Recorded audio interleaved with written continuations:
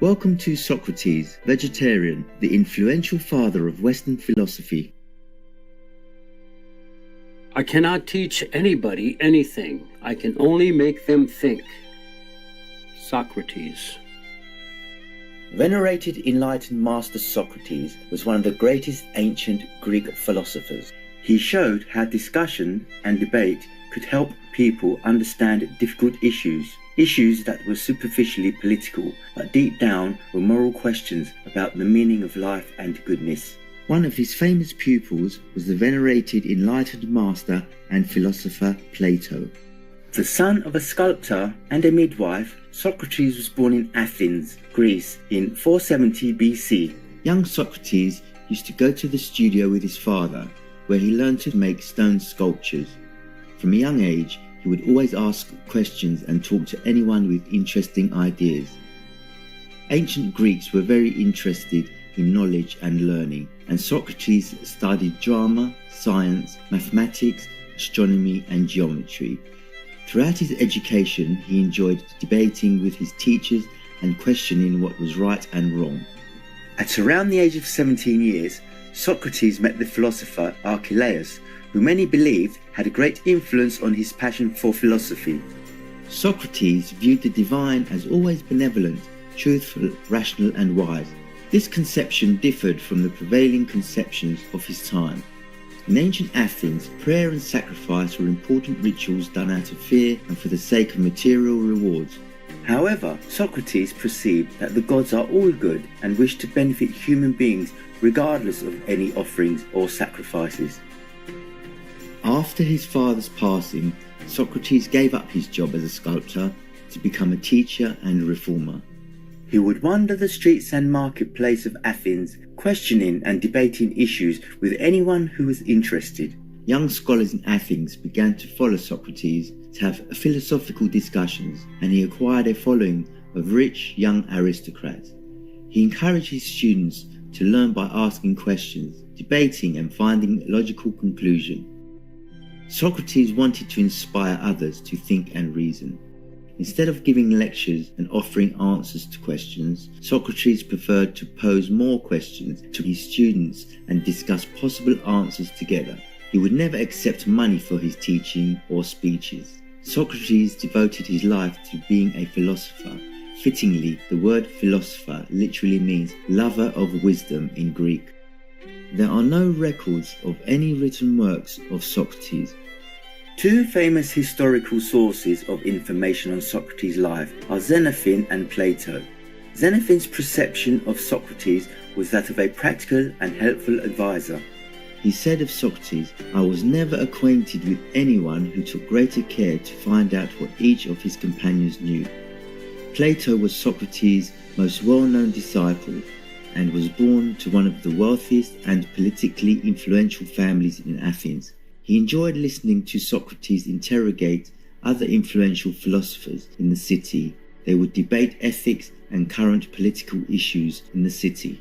Socrates was unlike many philosophers of his time because he focused on ethics and human behavior rather than on the physical world. He taught that happiness comes from leading a moral life rather than through material possessions. He also encouraged people to pursue goodness and justice rather than power and wealth. Socrates' method of teaching became known as the Socratic method. The Socratic method involves posing a series of questions to help a person or group determine for themselves their core beliefs and the extent of their knowledge. It was designed to force an individual to examine their own views and the validity of such beliefs. The goal of the Socratic method is to gain understanding through concepts that are certain and to help individuals achieve genuine self-knowledge. Socrates taught a firm foundation for the structure of theoretical knowledge as well as moral principles and the science of human behavior. A man who can define justice is just. A person who has theoretical insight into the principles of conduct is excellent in moral conduct. To this day, the Socratic method is considered the foundation of critical thinking and helps to develop the skill of thinking outside the box. It is still used worldwide in law schools and classrooms as a way of discussing complex topics to expose the underlying issues in both the speaker and the subject. Let's take a moment to give thanks to the Divine for this beautiful and glorious planet. We'll be right back here on Supreme Master Television.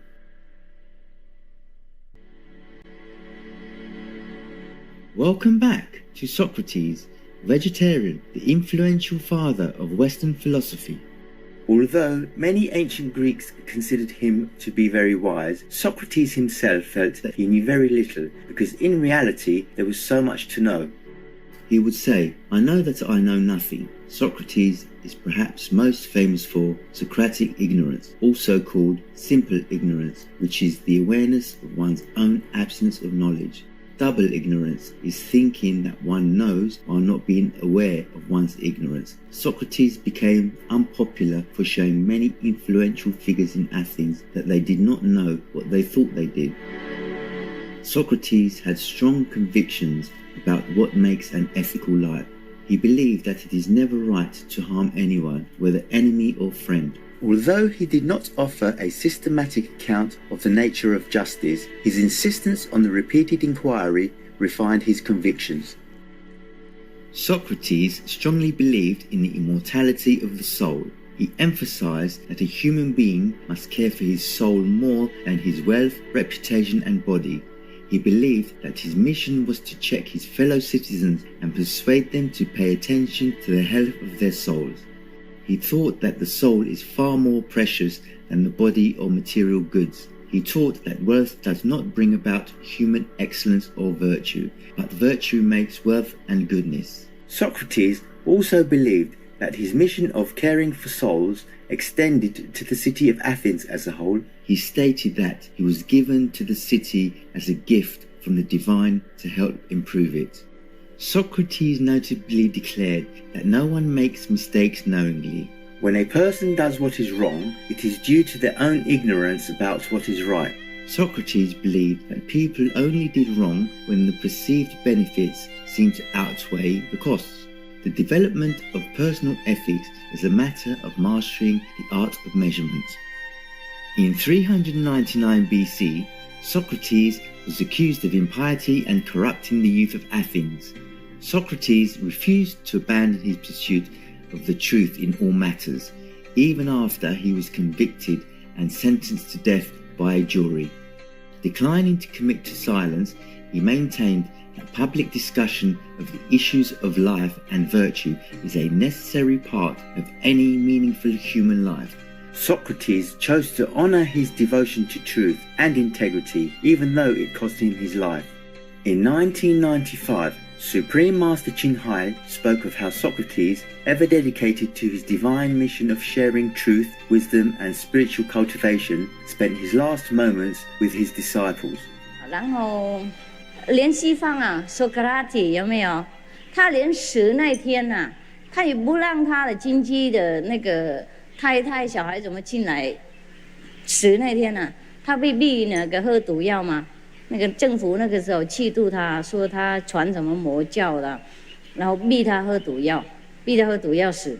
那天呢，他死的时候，只有徒弟他让在里面，别的让他看一看，然后他就赶出去，太太啊、儿子那些都赶出去，亲戚啊、朋友全部赶出去，只有留那几个大弟子。